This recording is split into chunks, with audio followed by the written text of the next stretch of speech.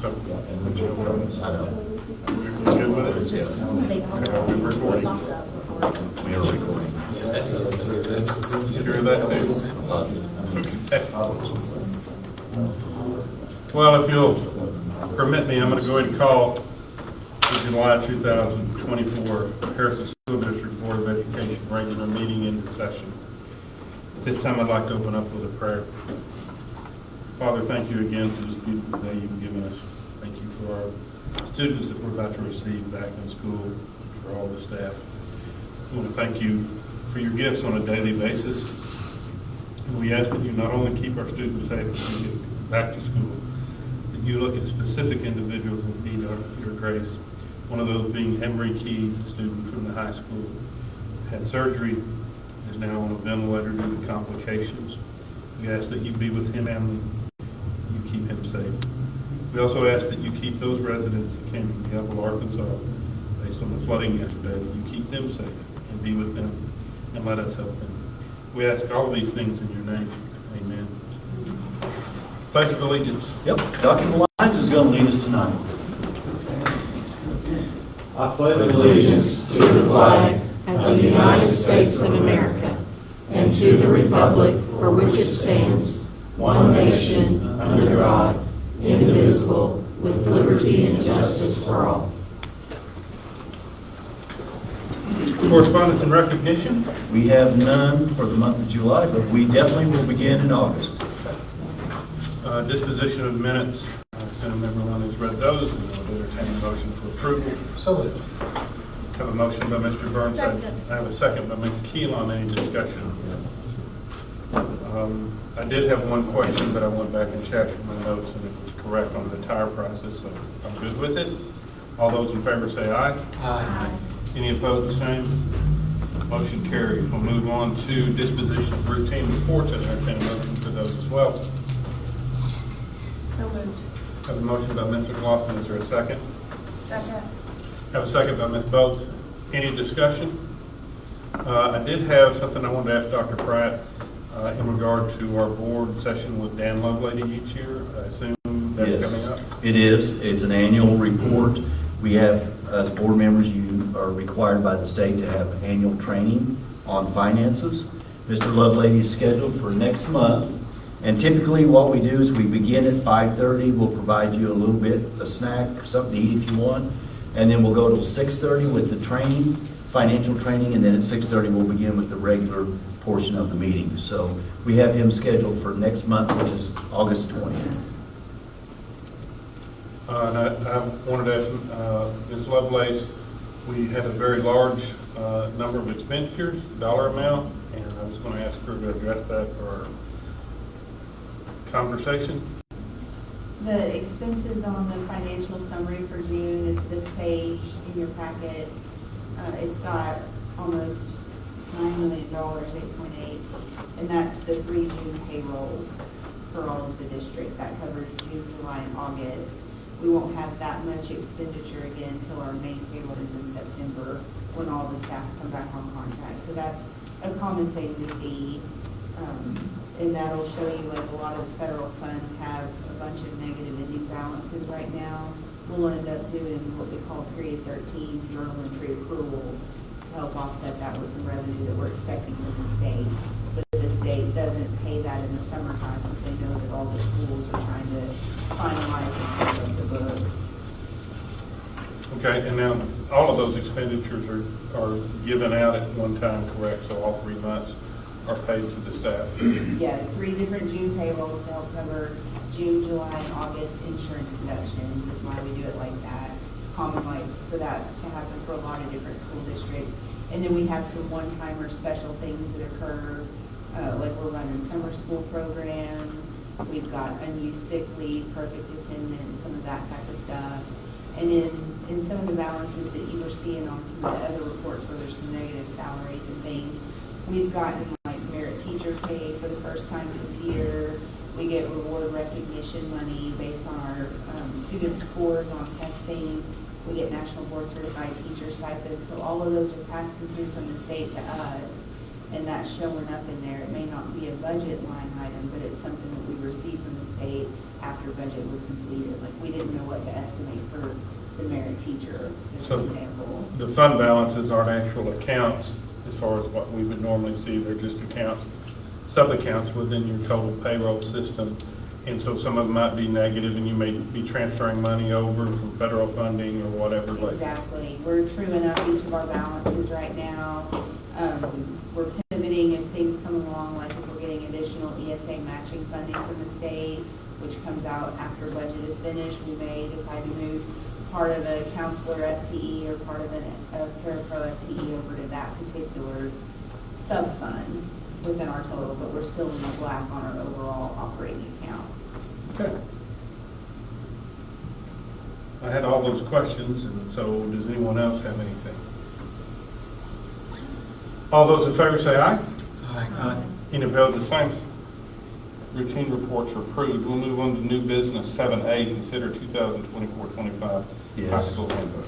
Yes, high school principal Jay Parker is here tonight, and in your board materials, he has linked, or we have his Google document of his high school handbook, and Mr. Martin and Mr. Corkins also work with Mr. Parker on the high school handbook. Any big pieces that you want to point out, Mr. Parker? We always change some language on the dress code every year, so we always have to go back and revisit that. We added some verbiage in there about placing an electronic device in our caddies that we have in classrooms. That's been a practice, but it really hadn't been in the handbook, disciplinary consequences. And the handbook indicates also addition of ISS again, right? Yes, we're adding ISS. We did take, we have Friday night school for those that are falling behind. We removed Friday because some nights we can't get a teacher to do it on Friday, but we might could do it a different night of the week, so we just put night school in there. It kind of gives us flexibility to place that one. Administration recommends approval of the 24-25 high school student handbook with revisions as outlined. Okay. Anybody be willing to make the motion for approval?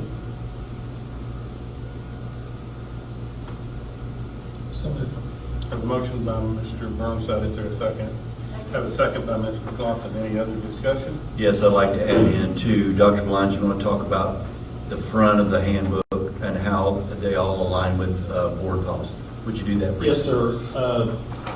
Last year, we made a concerted effort to align all three handbooks so that the format was the same. All the policy updates are exactly the same.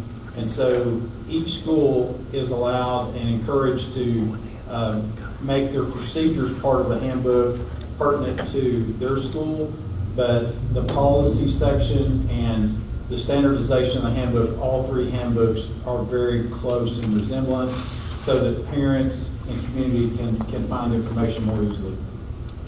I will say one more update we made was we added some language in there about students that have 10 or more unexcused absences aren't allowed to attend on a trip. We've had in there for grades or discipline, but we didn't have anything in there for that. That snuck up on us this last year. We had a student that had an excessive amount of unexcused absences, and teachers were like, they really don't need to go. They're not in school enough now anyway. We didn't have anything holding them back from going, so we did have some words in there to try to address some attendance.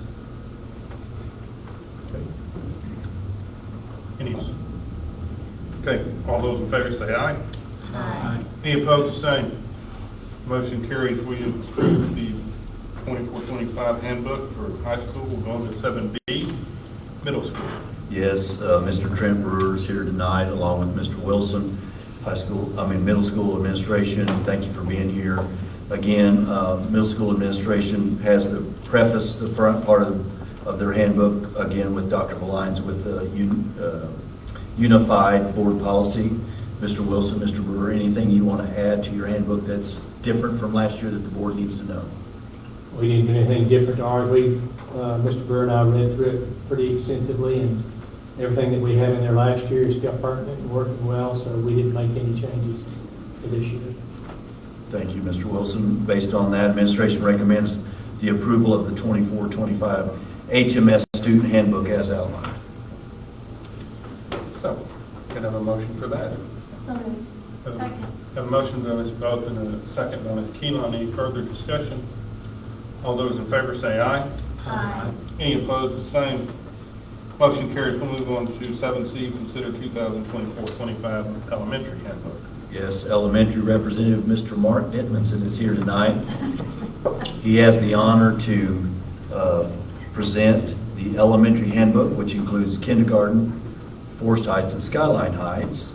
Mr. Edmondson, anything that the board needs to know about any major changes in the elementary handbook? Same with us, there were 0 changes, it was just Dr. Lyons updated for board policy.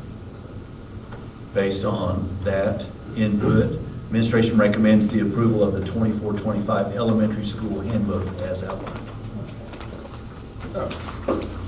Anyone approve, make a motion for that? So moved. Mr. Burrows has made that motion. Any second? Second. Have a second by Ms. Both. Any discussion? All those in favor say aye. Aye. Any opposed, the same. Motion carries. We'll move on to 7D, here the summer school academic update. Administrators, thank you for the handbooks. Academic update tonight is we're going to start with Tracy Thomas. We have a trio of highly qualified people to present to you. Ms. Thomas is our summer school director. Ms. Thomas, if you just step up here and you may present to the board how summer school is going. We had summer school the 4 weeks of June. We ran through Thursday. We were housed at Harrison Middle School with Mr. Wilson and Skyline. So we had 2 locations this year. It's a little bit different. And we had 9 teachers, Megan Hovis and Chris Stiles were our elementary, Noah Didmanson and Aaron Dugan were middle school, and Lauren Hickson, Jackie Brown, and Sandy Lyons helped us with high school. High school is a little different. We run Edgenuity, which is a credit recovery course. And this was our second summer to run Edgenuity. So much better this summer, you know, once you learn to get the kinks out. And we had a great turnout. We had 16 students that recovered 19 credits in that month. So that was huge. A few of them helped them to get to graduation, which is of course a big deal.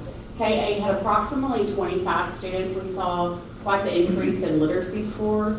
We didn't see as high of an increase in math, but they stayed the same. So anytime you look at studies, you're going to see summer slump, where we just kind of lose it in the summertime. And so we were able to maintain math and actually increase literacy, which is really good. And then our Golfmobile ran on Tuesdays and Thursdays for June. Today was its last day to run for July. And during summer school, we were able to hit Camp Jack, the youth center, where they have students there, the middle school and Skyline. So we were packed with students all summer on the Golfmobile for June. So that was a really nice addition to our summer school. Any questions for Ms. Thomas? Just one question. Yes, sir.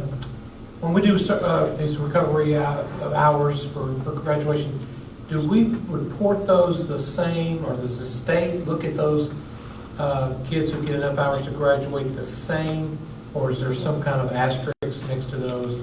No, sir. The way I understand it, and I'm going to refer to Dr. Lyons and Jay Parker because they might know better than I do. This was something that Dr. Lyons used in Rogers as well. They are, to be able to graduate, you have to have a certain amount of credits. If you're short of credit, you don't graduate. So this is summer school. Instead of making up of this semester of school or trying to catch them up to a passing grade, this is a credit recovery program where they do a course virtual or online and go through a course and get that credit. And it's an automatic 60% passing grade, but it's a credit that they get to graduate, and they graduate. So I don't think it reads any differently than if they had passed the course to begin with. Okay. So it reads the same as if they had never had to do this? is what you're Yes, saying. sir. That's the way I understand it. Do you know any different? It's just another way of retaking the class. The highest grade they're going to get is a passing grade, which is 60, so it's not to inflate their GPA. Okay. So there's no asterisk, but the highest grade is a 60. I will say you can't receive a, what's the acronym I'm looking for? You can't play ball or anything in college with that. You have to go through the full course. you can't have an online course to get to play D1 level sports or athletics. It does not pass the NCAA NCAA, that's what I was clearinghouse. trying to The NCAA clearinghouse. So that's a conversation our counselors have with the students and let them know that if they're looking to play college sports, college athletics, then they're going to have to retake the class. One thing I like about the Ingenuity, it really helps us, it's another layer before we place a kid in alternative learning. You know, just because they had a misstep and failed a semester, we can, if they fail first semester, we can put them in Ms. Valline's computer lab second semester, and they can take first semester over right then while they're still taking the second semester of the class. And they stay on pace pretty much without having to wait another semester and then place them in ALE next year. So it really has been beneficial for us. And she runs our lab during the school year, and she worked with us this summer. She was amazing. She knows the program really well. You can monitor the students' progress, how much time they've spent. They can't take tests without being put into it, so if there's not any cheating going on, and she's done a really good job at the high school working with that program and getting our students where they need to be so they aren't in a situation where they might not be able to walk at graduation. Any other questions for Ms. Thomas? Good job, Ms. Thomas. Thank you very much. Thank you. Amber Likes with Special Education and Extended School Year, or ESY. So we provided our services at the middle school. We just finished up July 11th. We had 18 students in attendance. We had 2 special education teachers and 3 paraprofessionals that provided services. We provided academics, occupational therapy, physical therapy, speech language therapy. We incorporated some play therapy. We also provided transportation for our students to get to the services. All activities that we developed were all created for each individual student to meet their needs and on their developmental and academic levels. We incorporated a lot of music, gross motor, sensory, and just had some summer activities also incorporated in there as well. We worked on IEP goals to maintain skills that we've learned throughout the school year so we don't see a regression when they have a break in services. When they come back, we'll see them right where they were when they left, so we're not losing those skills. And we also showed growth in academic skills, social and communication skills. And I asked my lead teacher if she could share some input and what she felt like were high points from this year. And she said that she had seen a lot of progress in every student that attended in one way or the other. Some was academic, some was more social and communication skills. We had students using communication devices to ask for hugs. We had parents tell us that their children were asking to come to school during the summer. We were able to have outside time daily with water play, which was very important for our students' sensory needs. I feel like the students thrived in the environment, and that was our goal. Academics is very important, and we worked on that daily, but most importantly, we were able to meet the needs of the students this summer, and especially their sensory needs were provided for them. So it was a great summer program for our students. Any questions for Ms. Likes? Thank you, Amber. Mrs. Gill, you want to hit us up a little bit about Summer 21st Century Grant? Yes, and I'm sorry, I'm really challenged on the technology tonight, so we'll see how I do here. This is middle school, what their numbers were, which you can see was an average weekly attendance of 60. The reason the numbers are important is because based on how many students you get, if you hit the 80 to 100 mark, it determines your funding for the next year. And so middle school, their numbers were lower this past year, so the $200,000 grant that they had for the first year has gone to $120,000. So obviously we're working at ways of how we can get more students 5th through 12th grade in this. But I did talk to the state director and say, you know, listen, we offered some services at times that had we not, I mean, the people that came, it was good for them. We did spring break. We did summer school for a week. So I said, would you rather us not offer services all the way to the end of May? I mean, we may have only had 10 kids, but would you rather us deny those 10 kids so that we can get more money? I said, you know, how do you want me to play the game? Because I know how to play the game to get more money. He goes, I don't want you playing the game. And I said, well, you need to come up with some solutions. So I hope he's working on that, to do that. You know me, if anybody can push him to get more money, he's gonna, just to make me shut up, he'll do it. So 60 on average. I put some graphs for male and female. I just think it's cool that we had pretty close to the same population, male and female. Actually had more males than females, which is interesting. The grade you can't really see down through there, but the longest line is 6th graders. The shortest line obviously is actually 10th graders. We had more 12th graders than we had 10th. Also, I gotta get both screens where they need to be. Okay, hang on. So at middle school, if I can figure out You how to. have 4 down here on the screen. Yeah, I gotta figure out how to go backwards up here. Oh, look at me going. Awesome. All right, so this is by lunch status. So the biggest chunk there on that top left is people that are paid, but the other chunk that looks about as big is free.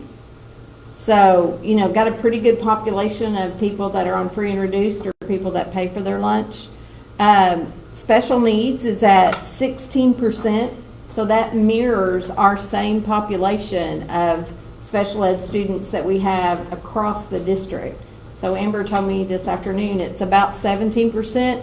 We had 16% enrolled in summer school that were special education students. Race is what you would expect it to be. On that bottom left corner, the majority of students were white, which kind of is the demographic of our community. But you can also see we did have Asian, African American, Hispanic, and Alaskan Natives that attended as well, which is pretty cool. And then the last one is English language proficiency. Did we have some of those as well? And middle school equaled about 2,000 meals for students. Over 16 days, breakfast and lunch, they had the opportunity to be fed, which I think is awesome as well. So if I can find my mouse, we'll get one changed and another change. Skyline, many more. 114 average weekly attendance, so that equals about 6,000 meals. You can see in this case, females were bigger than the males. And then the grade levels, your biggest grade level was 2nd graders. It tapered off for 5th graders, which this one actually shows 5th graders, but the 5th graders attended at middle school. But the way we had to do the data, it looked different. And then their other makeup, lunch about the same as free and full. Little bit more demographics as far as race was concerned. A little bit different on language, but special needs, once again, it was actually 18.79% of students that were served, which also actually mirrors our population. The reason you'll hear us talk about that attendance ratio and all that information through the year, Skyline finished the year at 77 point something. At 80, if they'd had 80, we'd have got renewed for 200,000. Because we missed it by 3 kids, we only got 150,000 for next year, which is why I really went after him a lot, because we even have talked with principals since then. Josh said, oh, well, I know we had some kids that probably we didn't put on attendance because they would hang around for a while, but they didn't really go back to do something. He goes, could we counted them? I said, did they get a snack and get fed? That's a part of the thing, that they get food. He goes, yeah. He said, oh, I have a bunch. And I said, just hush. Don't want to hear any more because we could have had more money. And then I also know how the lady is doing attendance. She's taking an average every single month. So I need to make sure that we even have attendance in there at the end of the month before she checks it, because, you know, what if we just haven't entered the data yet? And so therefore, we didn't get credit for them. So we're gonna make some changes. We will add Forest this year. So I'm feeling good about what we can offer students and the services that they received over the summer. One last thing, I will say, middle school, the most popular thing that they got to do, hands down, was their cooking class. They loved every second of that. We really had to push 21st Century because they don't like to buy food. But this guy at the state really gets it. If you are doing food within a lesson, which is what we said all along, that previously they would not let you do that. Now they've said yes, they could do it, but they did a cooking class, they did a sewing class. Those kids loved every second of it that were there. So that's cool, I think. Any questions for Mrs. Gilly? No, but I do want to make a comment that I just had a discussion with Dr. Pratt early in June, that I noticed the number of buses around Huntsville, Springdale, and Harrison, the constant movement. And some people that later on made the comment to me that Skyline in the middle school looked like a regular school day on some days. And that those programs were not just appreciated, but essential to them, to some of those parents. I do have to shout out for our transportation department. We started out, Rebecca Williams, our homeless liaison, is usually the one that handles that bus. It ended up that she was 2 hours on the bus in the morning trying to get the kids there. So Mr. White graciously found us another driver. We ended up running 2 buses during the summer, so that all the kids could be able to get there. And obviously, as more parents saw a bus dropping kids off, then more parents are like, hey, yeah, you know, I'd like to get in on that. And they brought our summer school kids as well, so it was combined with the summer camp program and summer school. We also had nurses at all of the schools and school resource officers. We had one at both campuses the whole summer, which was really nice. We appreciate that, Officer Grisham. But that we had, and there was a few times where we needed them. Normally we didn't, but it was nice to have them there. Well, like I say, I had multiple people after I mentioned it to him, people had made mention, and one of them spoke to Mr. Wilson, not to toot his horn for him, but they were really, really appreciative, and they said it's, you know, it's incredible what the Harrison School District does for students. We have very active summer programs in a lot of different areas. Our opportunities are to reach out to students, and if we can assist families and help them learn and grow, we're going to try to do that. So really appreciate the 3 reports tonight. Thank you very much. There's no recommendation. This is just an update and information for the board, unless you have some more questions. Okay, we'll move on to 7E here, the Child Nutrition Non-Payment Recovery Plan. Yes, I sent the board a note just letting you know that I'm trying to collect data from 9 schools of like size and also like free and reduced lunch rate, or in our status or population, if you would. So several of the superintendents and their food service managers who have been out received a phone call today. I'd just like a little more time, if you don't mind, and I'll try to bring something to you in August of a definitive plan of what our school district is going to do about addressing student debt in our lunch service program. Is there anything specific in addition to what he's already told us that anybody has a question with? If you don't mind, if you could check, and I say Chartwell's just because that's the one that sticks out in my mind, what, if you could figure out what maybe some of their policies are also, might be helpful just to From know. the service provider, if we went that route. And I don't want there to be any misinformation that we're thinking about going with a private contractor. That's not the intent. I just wonder how they handle. How they address it. Yeah. Yep, no, I can do that. I can do that. I also have a question going into school starting. Yes, ma'am. Have we researched any type of how we're going to maybe notate these accounts as we start school? I'm trying. What's from this past year and what's the new year's worth of debt? Yes, that's a great question, Ms. McLaughlin. I was talking to Shannon about that. Just in a brief financial, and Shannon, jump in here if I'm wrong. Basically, on school finance, we have to zero the books every year. So in the case of unpaid student debt, we pay that off. Now, I want to be real careful of the language. We pay it off to zero the books out for the state in the accounting system.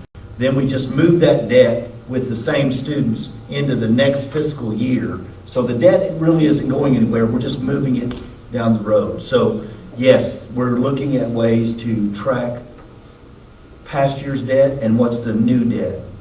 So with that question, I won't belabor the point, and I want to bring this up a little bit more next month.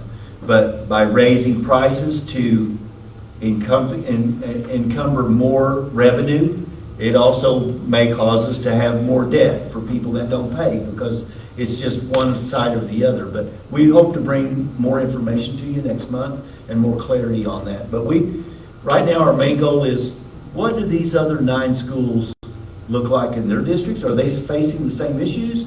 How are they addressing it? Do they have any insight that they could give us that maybe we're missing? Did I answer your question the way you wanted? No. Yes. Well, Go ahead. I know the last time we talked about, just for lack of a better way of saying it, public knowledge of the issue that we're dealing with. When we looked at those lists, we saw a lot of names of people that we obviously know would pay those debts. Do we have a plan for, through social media or anything, to just bring that to the surface to our parents? Yes. That we're having that before the school year starts, so that we know, hey, coming Yes. this. We do, yes, sir. I didn't mean to cut you off. We do, and we're going to address that. I want to be communicating to those folks, let them know what their debt is, and if they can help us out in a kind way. For most of them, they don't know at this point. You're correct. And I've had some of those verbal conversations, and they didn't even know they had student debt. So yes, we're going to be reaching out to that. The second piece of that is, we also found out that in our social media communication tool, what we communicate to you as parents, either through email or text, we can also link our debt into that program, and it can automatically send the debt amount of your students straight to you, either text or email each week. So we're working on getting that set up and established at this point. But again, I want to bring more of that comprehensive plan next month with Mr. Dove and try to include you. Here's our steps, and here's what we'd like to do. Any other questions? Information only. I don't have a recommendation at this time. Okay. Want to move on to item 7F here, the 2023 school discipline report. Yes, one time each year, the superintendent of a public school district shall report to the Public School District's Board of Directors the data regarding discipline in the public school district, including the number of bullying incidents reported and their actions taken. And this is Act 1029 of 2019. Tonight, Dr. Valines is with us. He has our discipline report, and he's going to be bringing that report to the board. Thank you, Dr. Pratt. I shared this flow chart with you last year. It is the bullying assessment flow chart. 2 years ago, my second board meeting was the July board meeting, and I heard the discipline report. And one of the things that we worked on together pretty quickly was a process, number one, to define what bullying is, to remove bias, be it from the reporter or the assessor, but to try to have an objective way or a benchmark to establish bullying. Really, really proud of our principals and assistant principals.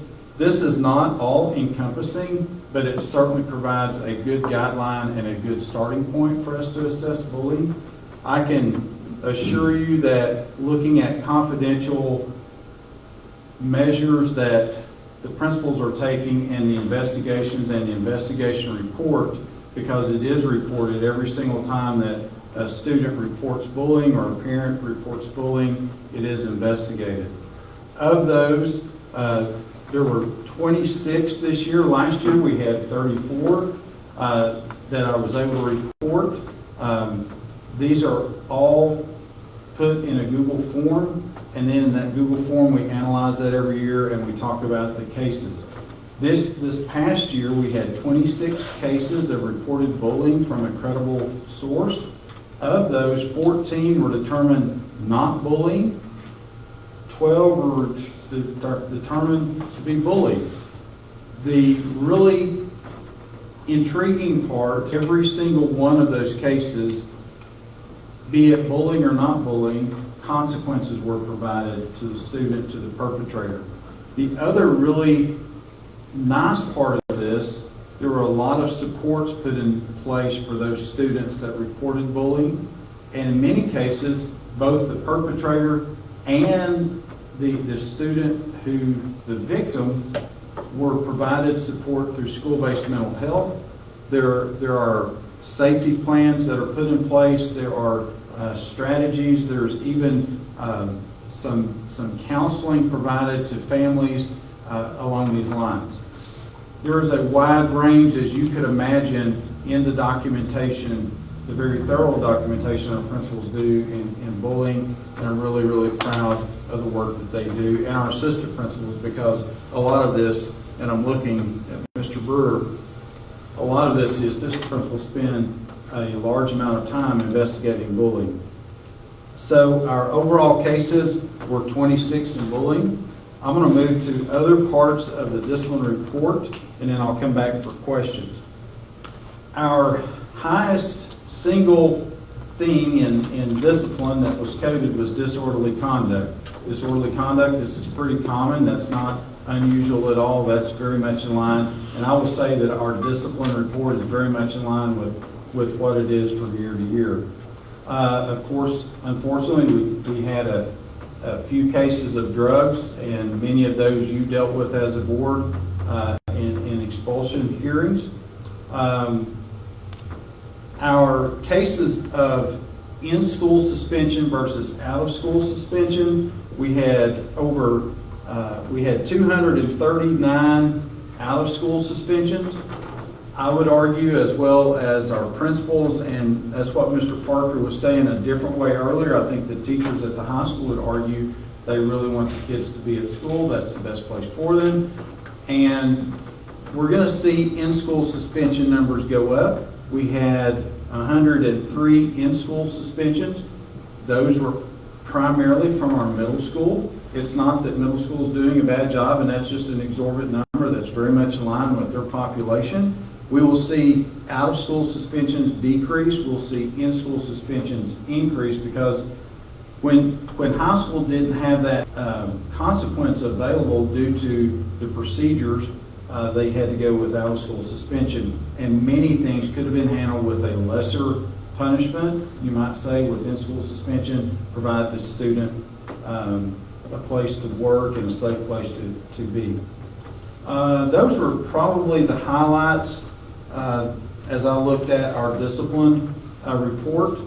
And again, I'm really, really proud of the documentation, the thoroughness of our investigations with bullying. What questions might you have? We hear it all the time. Every parent says their child is bullied constantly. So how do we distinguish that? I mean, is there anything specific that the admin team looks at? So that's a great question, Mr. Magnus. And we start with the bullying assessment flowchart and follow that format, and that rubric helps us determine. There are a lot of conversations with parents, with students, with victims, with perpetrators, and there's a lot of back and forth to determine if it is bullying or not. And the documentation shows that there is great care in not siding with one side or the other, to remain objective as the investigator, the principal, or the assistant principal as the investigator, but to investigate each one of those thoroughly. Ms. Wilson, one of our professional developments this summer, provided 2 hours of online professional development about bullying for the entire staff. One of the things we will be doing is providing signage for all of our hallways, every classroom, every bathroom, no bullying signs that we will post in every one of those to try to deter bullying even further.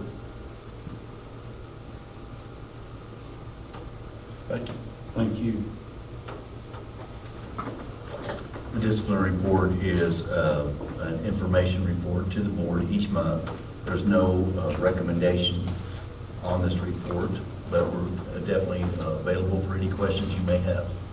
The last thing I failed to mention, we also have anonymous tip lines that students call to report, parents can call to report, and we will be, as always, making our students aware of those, and those are posted in our handbooks as well. And who answers those?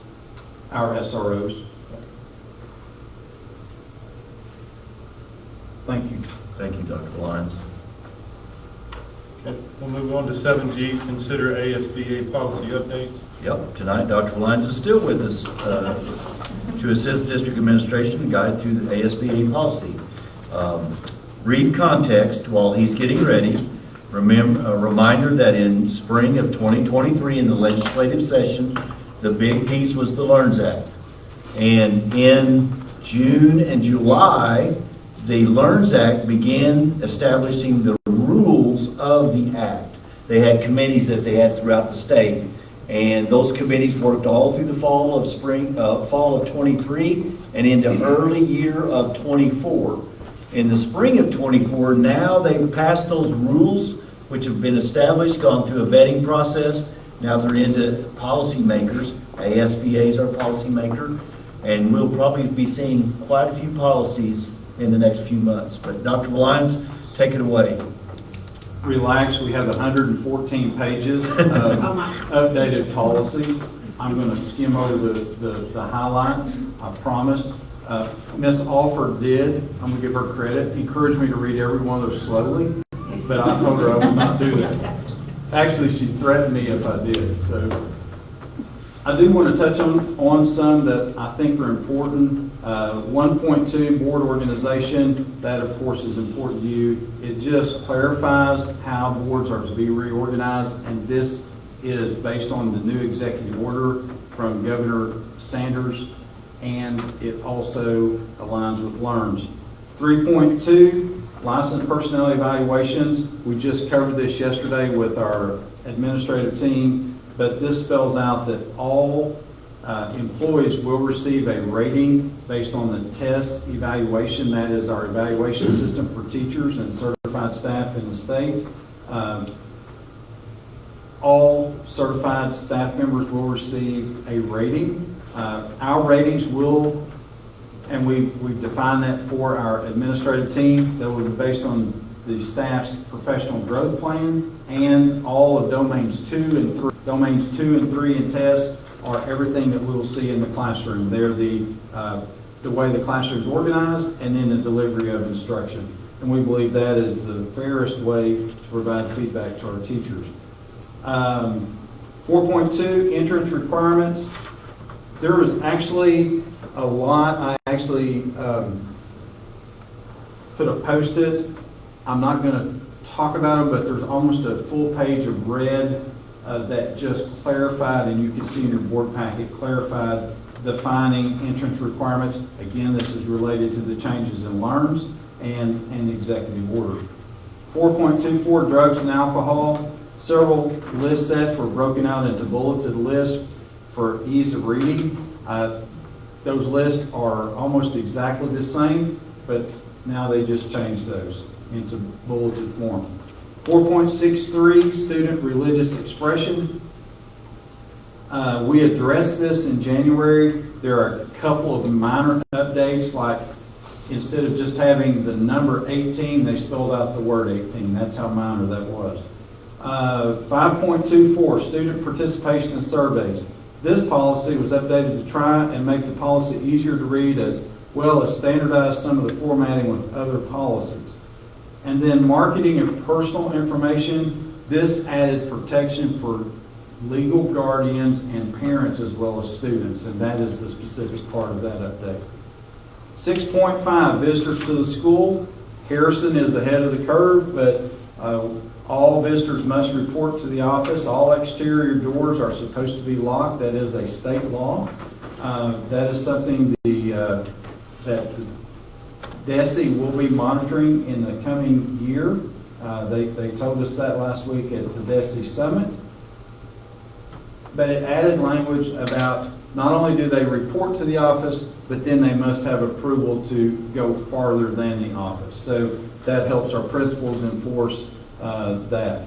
7.5 F3 is a waiver request, and this is brand new, to exceed cooperative purchasing for the construction services aggregate amount in accordance with Code 19-11-249.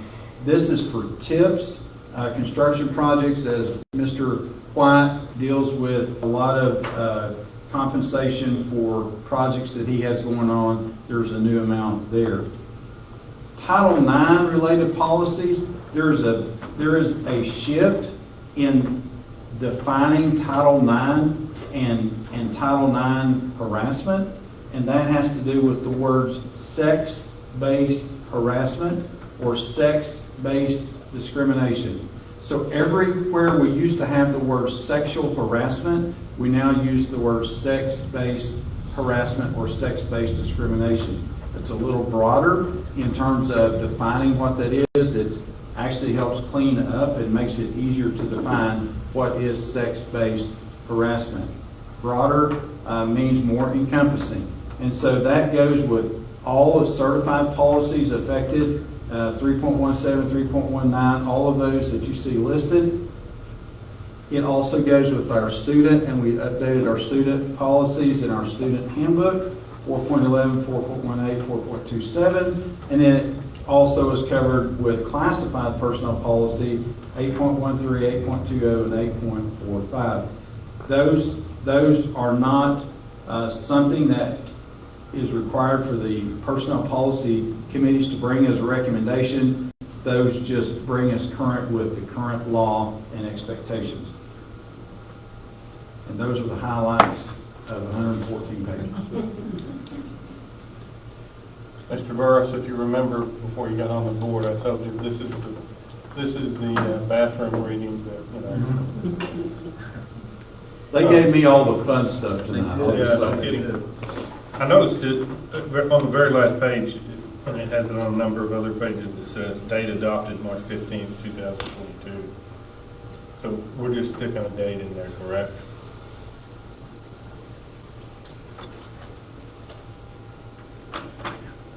We haven't adopted it yet. That's what we're getting ready to do, so it'll change to 2024 Okay. after if you approve them tonight. Okay. My Gotcha. fault. That was So- the last revision then. Last So the revision. clarification there, the clarification on every one of these policies is probably going to be a different date because they've been updated at various times. Right. That is the latest adoption. The new adoption date would be today. Administration recommends the approval of the ASBA policy update outline is our recommendation for tonight. Anyone willing to make the very quick motion to get rid of this? Ms. So Bose? moved. I think Ms. Bose has got you, so you can have the second. So Ms. Keelan has the second. All those in favor say aye. Aye. Any opposed, the same. Motion carries. We'll move on to 7H, consider petitions for transfer of students. Yes, in your board meeting materials are the following petitions for transfer of students as presented for your consideration. Administration recommends approval of outgoing transfers and endorse incoming transfers. Anyone willing to make a motion for that? So moved. We have a motion by Ms. McLaughlin. Is there a second? Second. A second by Ms. Bose. Any discussion? All those in favor say aye. Aye. Any opposed, the same. Motion carries. Administration recommends the Board of Directors. Can I ask one other question? I had a note given to me. I'm sorry. On our handbooks, I know how they are, we have people watching online. How are they distributed, or how do people access them for the most part? Say again? How are the They'll be- handbooks, they'll be on our how does website. a parent or a student access the handbook? It's posted on our webpage, I email them all a link, and if they ask for a printed copy, we will provide that for them. Okay. Same for all the buildings. Okay. So we send a link, they have access to the website, and if they request a printed copy, they can get it. So, like I say, I have a note from somebody online that asked me that question. And I'm going to add to that, Susan, Mrs. Gilly, sometimes we'll have a Spanish language request also, and Lisa Dixon works on that and gets that to that family if they ask for it. Okay, now, if you don't mind. Administration recommends the Board of Directors enter into executive session for the purpose of elections, resignations, retirements, and supplemental salary. Thank you, everybody.